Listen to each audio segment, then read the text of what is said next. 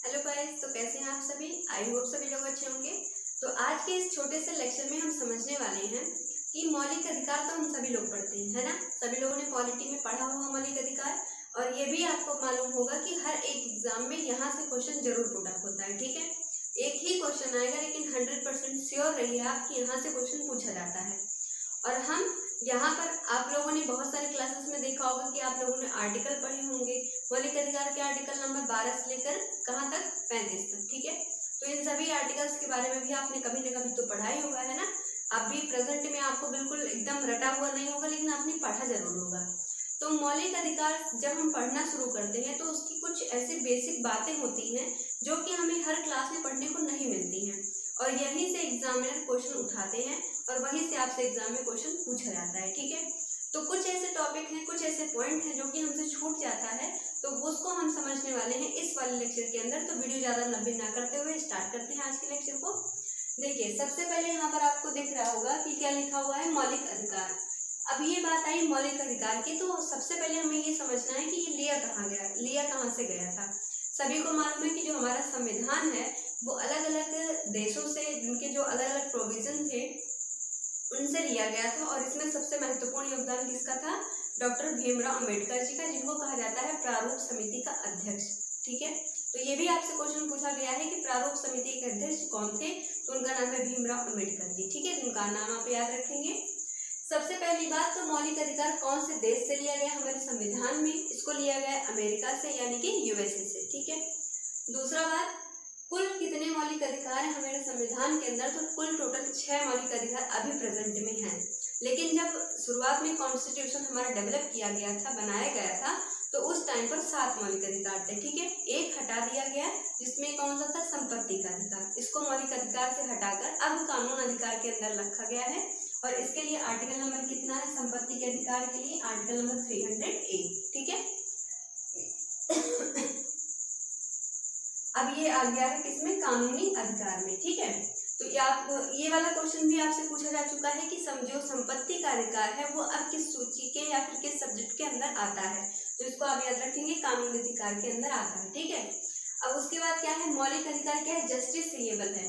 इसका क्या मतलब होता है, ये तो थोड़ा सा वैसा शब्द लग रहा है। तो जस्टिसएबल कुछ नहीं, सिंपल सा एक मीनिंग है कि यदि आपका जो मौलिक अधिकार है, यदि वो उसका हनन होता है तो आप किसी भी कोर्ट में जा सकते हैं। ठीक है, तो इसका यही सिंपल सा मतलब है। और एग्जाम में क्वेश्चन सीधा सीधा ये पूछा गया था, पहली बार जब पूछा गया था इससे, कि जो हमारा मौलिक अधिकार है वो जस्टिसएबल है कि नहीं है।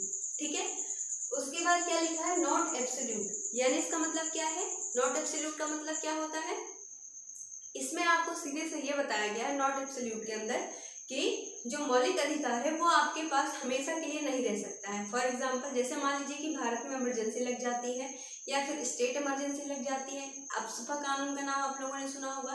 तो ये सभी चीज़ें जब भारत में अप्लाई होती हैं, किसी राज्य में लगती हैं, तो हमारा उस टाइम पर मौलिक अधिकार का जो मौलिक अधिकार है वो हमसे छीन लिया जाता है। ठीक है, तो ये आप याद रखेंगे, इसका मतलब क्या है, नॉट एब्सोल्यूट। अब उसके देखिए क्या लिखा हुआ, हनन होने पर सुप्रीम कोर्ट, यानी इसका क्या मतलब है कि जब हमारा मौलिक अधिकार का हनन होता है तब हमें सुप्रीम कोर्ट में रिट जो है, सुप्रीम कोर्ट में जब हम जाते हैं वहाँ पर अप्लाई करते हैं, तो वहाँ पर क्या होता है कि सुप्रीम कोर्ट के द्वारा रिट जारी किया जाता है। ठीक है, तो आपसे यही सीधा क्वेश्चन पूछा जा सकता है कि जब आपका मौलिक अधिकार का हनन होगा तो सुप्रीम कोर्ट क्या जारी करेगा, निम्नलिखित में से क्या जारी करेगा, तो आप आंसर करेंगे रिट को जारी करता है। ठीक है, रिट कितने प्रकार के होते हैं, 5 प्रकार के।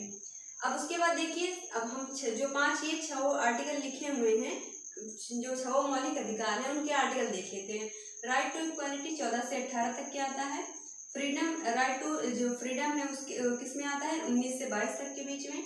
अगेंस्ट एक्सप्लॉयटेशन, यानी कि एक्सप्लॉयटेशन के अगेंस्ट जो हमारे पास राइट है वो कौन कौन से आर्टिकल में है, 23 से 24 के बीच में है। रिलीजन का अधिकार 25 से 28 के बीच में है। कल्चरल एंड एजुकेशनल राइट 29 से 30। Constitutional remedies 32। ठीक है, तो इसको आप याद रखेंगे। अब देखिए, अमेरिका से हमारे यहाँ मौलिक अधिकार तो लिए गए, तो इसी के साथ साथ हम ये भी जान लेते हैं कि अमेरिका से और कौन कौन सी चीजें हैं जो हमारे संविधान में अडॉप्ट की गई। पहला क्या है, उपराष्ट्रपति का पद। हमारे यहाँ उपराष्ट्रपति आप देखेंगे वेंकैया नायडू है, तो ये जो पद है ये कौन से देश से लिया गया, तो यहाँ पर अमेरिका से लिया जाता है। ठीक है, उसके बाद क्या लिखा हुआ है, पावर ऑफ जुडिशियल रिव्यू। अब यहाँ से क्वेश्चन एक एग्जामिनर ने क्वेश्चन पूछा कि यदि आपका मौलिक अधिकार हनन हुआ है, उस पर किसी कोर्ट ने रिव्यू जारी करने की बात कही है, सुप्रीम कोर्ट ने रिव्यू करने को कहा है मौलिक अधिकार के संदर्भ में, तो वो किस आर्टिकल के तहत आएगा? तो आंसर इसका क्या बन जाएगा? Article number 13। ठीक है, तो इसको अभी याद रखेंगे, बहुत इंपॉर्टेंट होता है। इस तरीके से जैसे मैं आपको शब्द बोल के बता रही हूँ, इसी तरीके से आपसे क्वेश्चन एग्जाम में पूछा जाता है। इंडिपेंडेंट जुडिशरी, ये भी जो प्रोविजन है वो कहाँ से लिया गया? अमेरिका से। उसके बाद क्या लिखा है? मौलिक अधिकार, मैंने आपको बता भी दिया कि मौलिक अधिकार कहाँ से लिया है? यूएसए से। तो ये ऐसे इतने सारे पॉइंट थे जो कि हमें अक्सर हमसे स्किप हो जाते हैं और एग्जामिनर यहीं से क्वेश्चन उठाते हैं। तो इतनी सारी चीज़ें आपको याद रखनी है, और अगर आपको मौलिक अधिकार से जुड़े हुए और चीज़ें पढ़नी है या फिर आर्टिकल पढ़ने हैं तो भी आप कमेंट बॉक्स में के अंदर लिख सकते हैं, तो उसके ऊपर भी मैं आपके लिए वीडियो बना दूँगी। ठीक है, चलिए अब मिलते हैं ऐसे ही और इंटरेस्टिंग वीडियोज़ के आगे संदर्भ में। हम फिर से कोई ना कोई वीडियो जरूर लेकर आएंगे और आपसे जरूर फिर से मुलाकात करेंगे। Thank you.